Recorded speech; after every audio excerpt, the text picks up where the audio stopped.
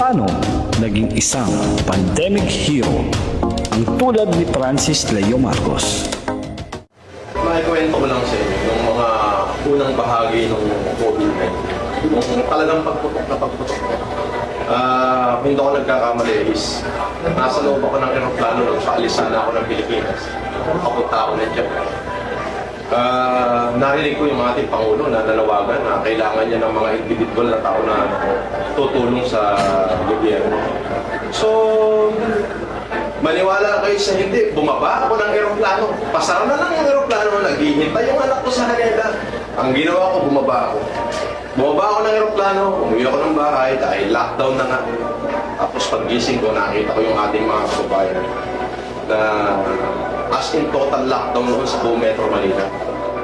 Naghanap lang ako ng vitamins noon. Nakita ko sarado lahat, tapos nadaanan ko yung ating mga kababayan sa ilalim ng underpass at ng flyover.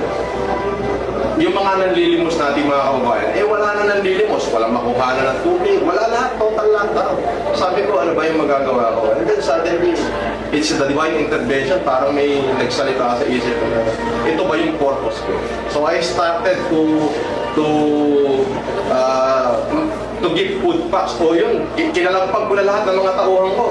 Sabi ko, magpakain tayo dahil hindi natin malalaman kung makakasurvive itong mga kababayan natin dito sa underpass at flyover. Kasi total lockdown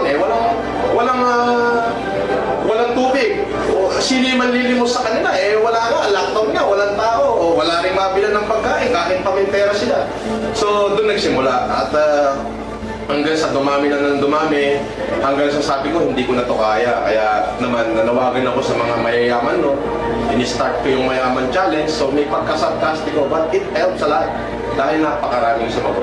Marami sa mga kababayan natin dito na naging positibo at maraming tumugon nun. So nakatulong ko, alam ko nakatulong sa gobyerno. Kaya ako po, isa ako sa mga nakibahagi doon.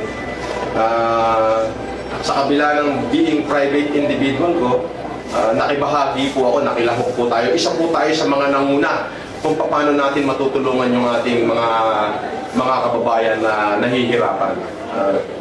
Ayun nga po, dinalangin ko sa ating dakilang lupita. Panginoon, hindi ko po alam kung ano yung kalaban ko. COVID po ito, hindi ko po naiintindihan kung ano ba yung COVID noon. Do not fear, for I am with you. Yan po yung sinabi ng ating Panginoon. Kaya hindi po ako natakot.